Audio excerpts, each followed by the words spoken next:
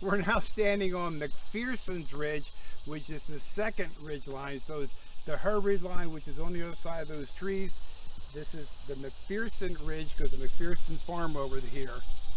And then in front of me is the seminary, and we probably can't see it, but the cupola on the right, the small one that's greenish, that was the cupola that was here during the battle. That cupola actually was struck by lightning in the 1930s and it was burned down, but they replaced it with the exact replica. So Buford then is back in that cupola looking as this is all beginning to unravel for the Union Army. That's when John Reynolds comes up. John Reynolds brings his men out and he forms these lines on the Seminary Ridge. He rides his horse down into this wooded area here, and he's on the field for 20 minutes. And this is the statue that commemorates where John Reynolds was shot and killed, and he was shot in the back of the behind his ear, and he went right down off his horse, and obviously he's immediately dead. So this is the second statue to John Reynolds, and the third one is in the cemetery. And again, he's on the field for 20 minutes, and most military historians believe that John Reynolds was probably the best general that General Meade had at this point. And Shelby Foote wrote in one of his books that when Meade lost Reynolds, Meade actually thought that he couldn't win the battle here. So this is how important John Reynolds was to the battle. When Reynolds goes down, Abner Doubleday then assumes command for his lines out here. And then when Meade gets here the evening of July 1st, he then puts General Winfield Scott Hancock in charge of these troops. And Hancock is one of my favorite generals because he's also from the Philadelphia area.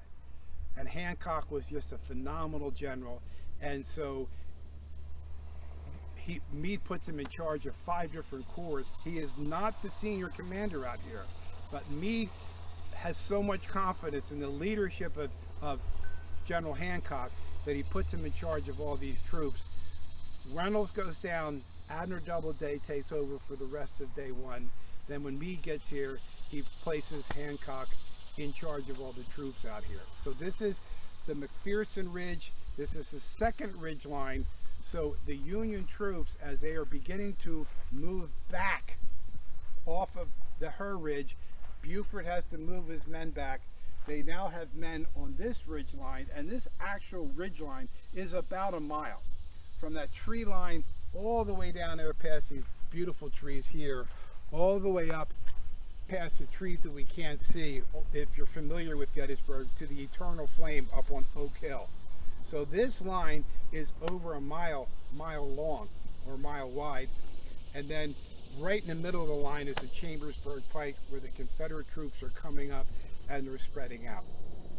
So when the Union troops have to retreat off of this ridge line too, because they're being overwhelmed, then they can retreat back to the Seminary Ridge.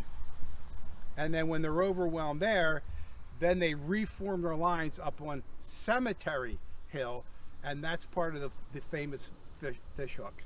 So again, we have the Union holding the field, the high ground, whether it's Her Ridge, McPherson's Ridge, Seminary Ridge, Oak Hill, Cemetery Ridge, or Little Round Top. They're holding the high ground. Even though they're getting pushed back, they still hold the high ground. And what's important is that when Lee begins to decide he can fight here, he's flying blind because Jeb Stuart's not here. He has no intelligence.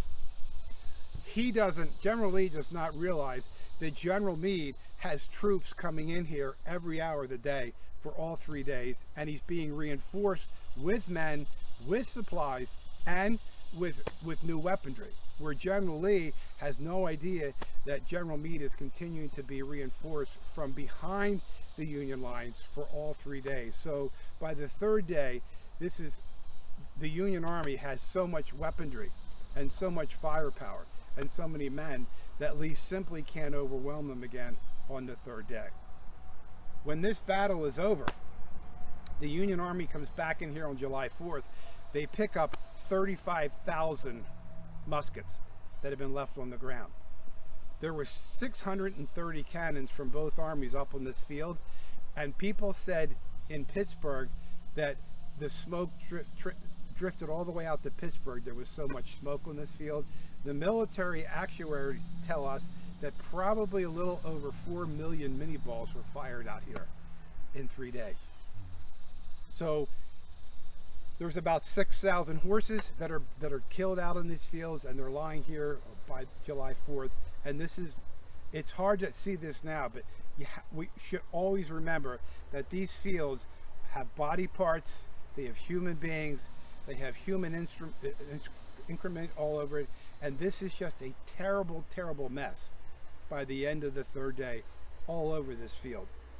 And Gettysburg is about 6,800 acres. The battle was actually over 1,300 acres, so it was about third larger than what's been preserved here, and even though this is a very large field. So again, high ground. The Union holds the high ground, and that's why they win this battle on the third day, which is July 3rd. So this is John Reynolds. He is 46. He is buried in Lancaster.